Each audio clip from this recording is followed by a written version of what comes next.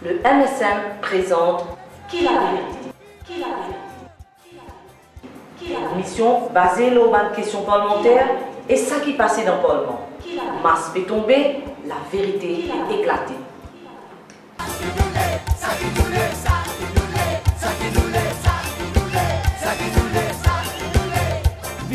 Bonjour, Qui la vérité? Aujourd'hui, nous pouvons commencer une première émission Qui la vérité? C'est une nouvelle plateforme qui peut donner à la population l'occasion de ce qui est vraiment passé dans le Parlement et aussi permet de connaître position de membre MSM lors d'un événement qui concerne tout le monde. Alors, nous commençons une émission Qui la vérité avec un sujet qui nous tout fait causer sur la dernière semaine là, le projet de loi sur l'avortement. Beaucoup de pays à travers le monde ont fini d'adopter une position. Et ici, certains députés de tout groupe affirment leur conviction personnelle pour légaliser l'avortement dans certains cas spécifiques. Concernant ce sujet-là, nous invitons Maya Noumandi, premier député du MSN, qui vient intervenir dans sa projet de loi. Pour commencer, une question simple et brève, Maya. Explique-nous qui opposition au amendement qui vient proposé. Moi, vous êtes au départ, qui moi, je finis faire mon discours au Parlement, et dans mon discours, je finis de dire qu'il me pousse à un amendement qui peut amener au code criminel là. Et ceci pour des raisons bien précises. Tout d'abord, nous pouvons faire une légalisation, pas de l'avortement tout court. Ce n'est pas une légalisation de l'avortement, c'est une légalisation de l'avortement thérapeutique et dans certains cas bien précis, qui est bien défini dans la loi. Veut dire, paramètres pour faire ça avortement-là, il est bien défini, il est bien serré et je ne peux pas trouver comment pour sortir en dehors là-dedans. En deuxième lieu, nous devons penser aussi qu'il y a des enfants qui sont victimes de viol, d'inceste. Nous devons penser qu'il y a la vie de ma maman qui est en danger bien souvent et qui, d'après la loi, comment il existait aujourd'hui, ça va des enfants qui sont victimes de viol ou d'inceste là, vous êtes obligés, si vous arrivez à tomber enceinte, vous êtes obligés de garder des enfants, même si vous n'êtes pas annulé. Et bien, maman, quand vous êtes la vie en danger, vous êtes capable de perdre la vie parce que le médecin n'a pas le droit de faire aucun avortement illégal aujourd'hui. Nous devons prendre ça en considération et nous devons connaître, nous, qui c'est une affaire tout d'abord de la santé de la maman, de la santé des enfants et surtout de la dignité de la femme. Est-ce qu'il ne faut pas penser que ça peut amener un certain abus de la part de certains citoyens et certaines brebis galeuses dans le corps médical? Tout d'abord, nous pouvons faire confiance aux médecins, aux spécialistes. Et nous, spécialistes, nous pouvons agir selon certains paramètres. Nous sommes professionnels, nous prenons un serment d'Hippocrate. Moi, je pense que nous pouvons bien faire confiance, mais nous pouvons bien faire confiance aussi à nos gens qui tombent dans certaines difficultés et qui pensent que quand il y a un coup de médecin là, le médecin là pour tirer dans sa problème. Merci beaucoup, Maya. Nos pays aujourd'hui sont dirigés avec une philosophie d'injustice. La classe moyenne est appauvrie. Et les gens pauvres ne peuvent pas rester sortis dans l'enfer de la misère. Une politique, comment nous dire, qui est délicieuse. Nous tenons une question mardi le 29 mai, l'homme dette de ma compagnie qui finit rayée par CEP. L'honorable Achid Ganga, député circonscription numéro 6, fin demande député Premier ministre, Dr. Racine Bibidjan, donne un éclaircissement sur ce dossier. Lors nous plateau aujourd'hui, nous avons camarade Achid Ganga. Bonjour camarade Achid. Bonjour Chéra, bonjour tout le monde. Bienvenue dans notre plateforme Qui la vérité. Tout d'abord, qui fait au fin pose sa question là? Qui fait passer exactement? Bon, aujourd'hui, il est malheureux que dans nos pays, nous avons 100 000 Mauriciens qui peuvent vivre en dessous du seuil de la pauvreté. Et nous, en tant que représentants du peuple, il y a beaucoup de monde qui viennent guetter nous. Et moi-même, dans ma circonscription, il y en a plusieurs. Et il y en a beaucoup qui viennent pour expliquer nous les problèmes du jour qui se fait passer. Et parmi, il y a le problème de CEB. Tellement de monde pauvre à sortir, malheureusement, je n'ai pas de moyens pour être capable de gagner tout ça qui se tue. Et nous tous connaissons une famille, sa priorité aujourd'hui, c'est l'éducation aux enfants. Et ils préféraient investir dans l'éducation aux enfants pour donner un meilleur avenir. Faisant cela, de sacrifier beaucoup de choses et arriver dans un certain cas, que à la fin du mois, la famille paye l'argent qu'ils ont besoin pour payer l'électricité. Et qui est arrivé dans ce cas-là, CEB coupe le courant. Et la pauvre famille, pour lui regagner sur l'électricité, il besoin réel payer une connection fee et à partir de là, qu'il pour gagner l'électricité. Donc pour moi, il est injuste qu'avec Tidjimoun, avec une pauvre, le gouvernement peut réagir dans sa façon-là. Par contre, avec un capitaliste, c'est justement pourquoi je pose cette question-là au député Prime Minister, parce qu'il y a une information qui est très troublante, une information qui est très inquiétante, que pour un capitaliste, pour un grand parti, pour une grande compagnie, le CEB, le board, write-off complètement ce banque qui se fait là. Mais si je comprends bien, camarade Hachi, c'est qu'il m'a dit mon pauvre, besoin de tasser, et m'a pas de petit raté dans des hauts des lots. Mais définitivement, il est clair qu'il y a aujourd'hui le gouvernement sur priorité, c'est un capitaliste. Et d'ailleurs, récemment, moi-même, je suis intervenu dans une radio, surtout après ce qui dans une Ramboulam, je viens dire dans une fonction, soi-disant le Parti travailliste, c'est un parti socialiste. Mais il est clair, aujourd'hui, le Parti travailliste, c'est un parti capitaliste. Sinon, comment expliquer que depuis 2006 à 2008, il y a une dette de 68 millions de roupies qui fait une write-off dans la CEB pour une grande compagnie.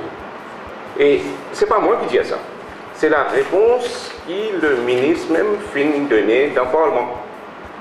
Il a avoué que depuis 2006 à 2008, il y a 68 millions de roupies qui fait une write-off pour cette compagnie-là. Et l'annonce qui est plus grave encore, comme on demande qui s'en a chairman à ce moment-là, réponse qui n'est pas fait redonner dans un premier temps, et finalement, quand il dit à moi que tout le monde connaît qui s'en a qui chairman, et nous connaissons, M. Patrick Assi-Abaden, il montre clairement que quand on nomme un petit copain, quand on nomme un agent politique dans l'institution, qui qualité de travail, qui se fait. Et la politique du gouvernement étant ce qu'il y était, protégement capitaliste, M. Assi-Abaden est là dans sa direction là-même, et il protège tout. Ça va une compagnie qui fait une déclaration faillite là, et moi dans la liste là, il est inquiétant. Si je vous donne certains bons chiffres, il y a du monde pour gagner un choc là-dedans. Par exemple, je vais vous donner un exemple. Il y a une compagnie qui s'appelle Delta Vision Limited. Delta Vision, 2 fois sur DCB fin write-off. La première fois, c'était 253 099 et la deuxième fois, 166 401 roupies 75 sous. Et comme ça, il y a des autres compagnies, 217 000, 168 000, 134 000.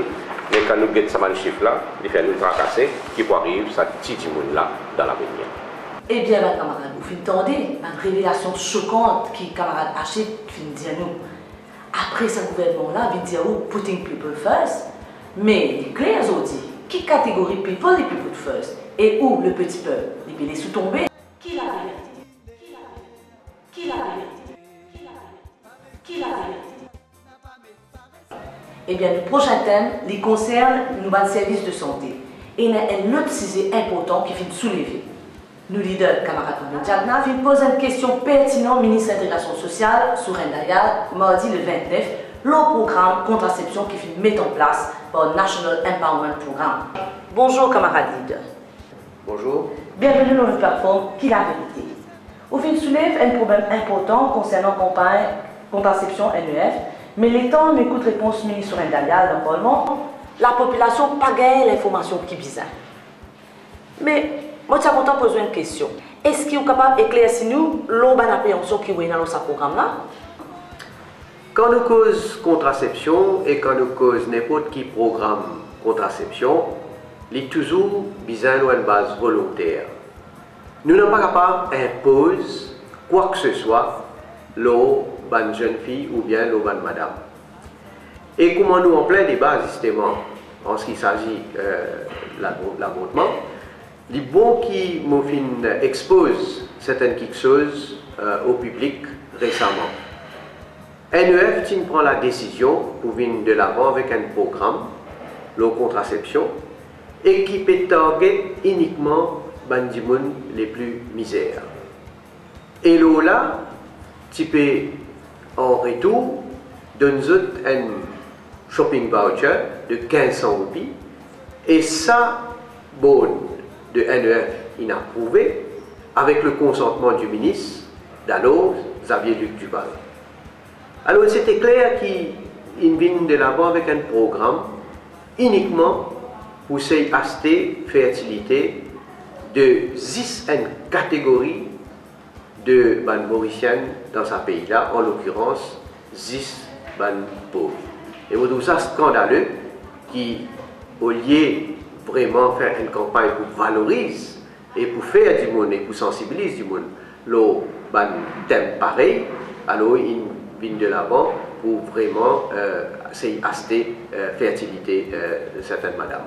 Alors c'est pour ça que quand on pose la question au Parlement, je trouve le ministre Souraine Dayal vraiment embarrassé, premièrement, et deuxièmement, il finit de donner une claque à Xavier Luc Duval parce qu'il vient dire qu'il remet ça en question et donc il met un comité, ça pour là du bout, pour revoir toute la question.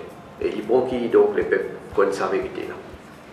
Camarade leader, il y a un point saillant concernant l'affaire Midpoint. Nous constatons aujourd'hui, puis à tout prix, casser la vérité. Justement, camarade leader, où tu poses une question à partir d'une réponse que le docteur Ramgoulam t'a donnée dans la séance parlementaire du 8 mai. Mais camarade leader, est-ce que vous pouvez dire nous qui finit arrivé? Alors, ça là, je pose une question supplémentaire à Premier ministre pour demander est-ce qu'il préside qui craignons le 18 juin 2010 en ce qui concerne Midpoint. Et il répond clairement et catégoriquement qu'il discute qui fait le prix doublé pour arriver à 144 millions d'euros. Le 29 mai, mardi dernier, je me posé une question bien en avance, donc l'INGA une notice, qui spécifiquement fin discuter en ce qu'il s'agit des 144 millions. Voilà qui, à nos grands étonnements, le Premier ministre Sakoula vient dire qu'il n'est pas préside aucune réunion en ce qui concerne les 144 millions.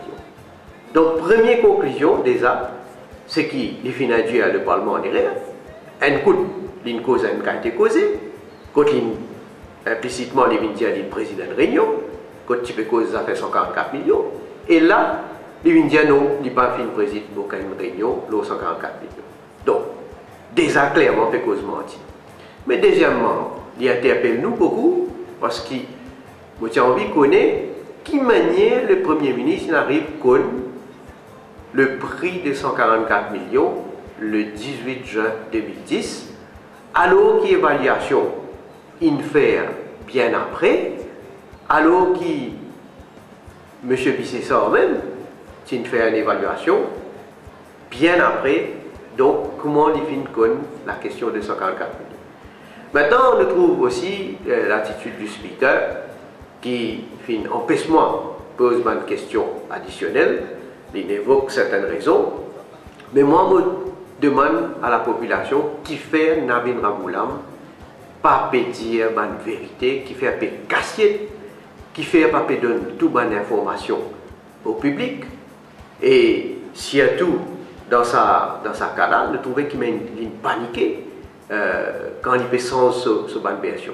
Mais moi, je vais à la population qui ne sait pas paraître là, et éventuellement, nous connaissons qui la vérité pour bien sortir. Justement, leader, il y a une autre réponse qui fait une choc nous. C'est le State Trading Corporation. Lorsque le ministre vient dire qu'il n'est pas nécessaire de faire aucune enquête, qui vous pensez là? Moi, je dire tout ça révoltant. Parce que moi, j'ai déjà posé une question dans le passé. L'enquête qui Roshiba identifie à la demande du gouvernement et qu'il fait un rapport accablant qui implique un certain nombre de personnalités politiques, y compris certains dirigeants qui prosent avec le Parti travailliste, et qui, par la suite, il répond, le ministre Kader Saïd Hossan à l'époque, qui dit qu'il vient faire un avocat, Oumara Payendi, pour faire un travail dans cette enquête-là, et pour donner ses recommandations. Nous tous connaissons d'ailleurs que Koumara Payandi, c'est un conseiller parti travailliste à la municipalité de Kirpil.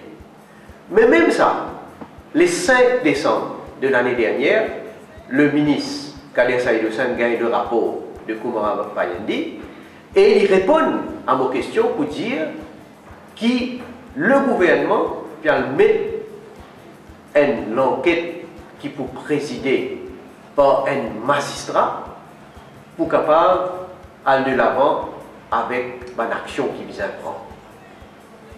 Oh, à nos grands étonnements, comment on peut dire, nous choqués, quand le ministre Sakoula répond mardi dernier pour dire qu'il n'a aucune nécessité pour aller de l'avant avec Sakala. Donc, moi, tout ça, vraiment, non seulement il est révoltant, mais il y a un cas flagrant qu'on peut faire cover-up, alors qu'il nous connaît combien de scandales fin attribué à STC.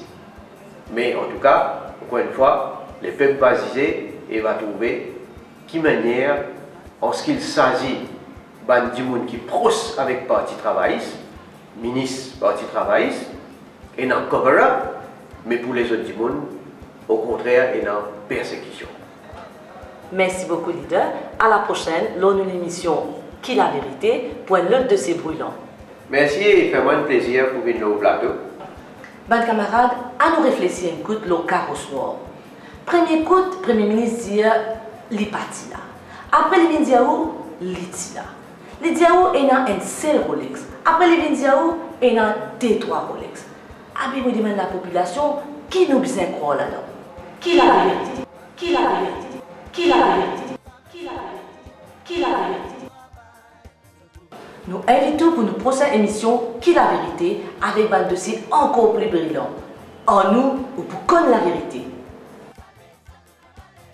Le MSM présente Qui la vérité? Qui la vérité?